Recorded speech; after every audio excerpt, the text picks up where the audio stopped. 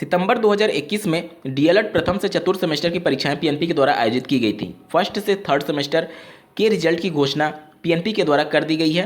सिर्फ fourth semester के result की घोषणा होना बाकी है। आखिर कब तक रिजल्ट की घोषणा होगी, इसके रिगार्डिंग इस वीडियो में हम लोग डिटेल में बात करेंगे, तो अंत तक जरूर जुड़े रहेगा इस वीडियो के साथ, बिना किसी पार्ट को स्किप किए हुए।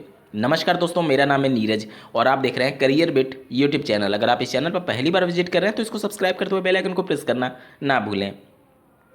जैसा कि आपको ज्ञात होगा कि पीएनपी के द्वारा सभी मूल्यांकन केंद्रों को एक पत्र जारी करते हुए 15 नवंबर 2021 डेडलाइन दी गई थी कापियों का मूल्यांकन समाप्त करने के संदर्भ में। लेकिन जो समयावधि तय की गई थी उसमें काफ़ी सारी सरकारी छुट्टियां पड़ गई हैं। पहले दशहरा की छुट्टी, उसके बाद से दीपावली की छुट्टी और माननीय मुख्यमंत्री जी के द्वारा छठ पूजा के लिए भी एक दिन छुट्टी पूरे उत्तर प्रदेश में निर्धारित कर दी गई थी।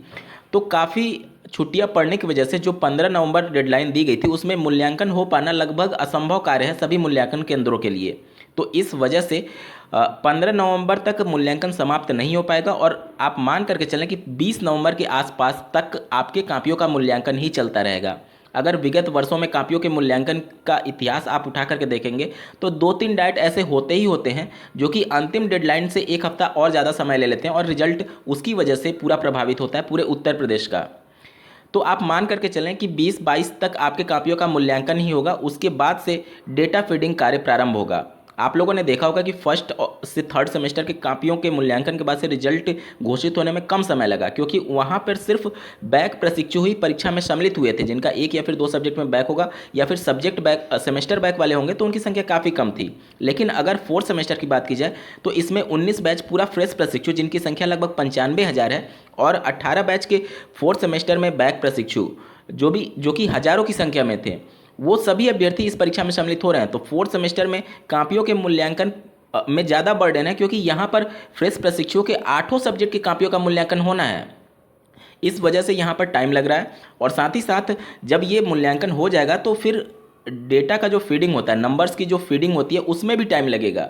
कम से कम आप हफ्ता दिन उसमें मान सकते हैं। तो पूरा नवंबर इसी में बीत जाएगा, क्योंकि 20-22 तक तो आपके कापियों का मूल्यांकन नहीं चलेगा। उसके बाद से एक हफ्ता आप जोड़ेंगे तो पूरा नवंबर इसी में बीत जाएगा। तो इस बात की प्रबल संभावनाएं हैं कि इस महीने नवंबर अंतिम तक रिजल्ट की संभावना हो पाना बहुत ज़्यादा मुश्किल लग रहा है पीएनपी के अनुसार।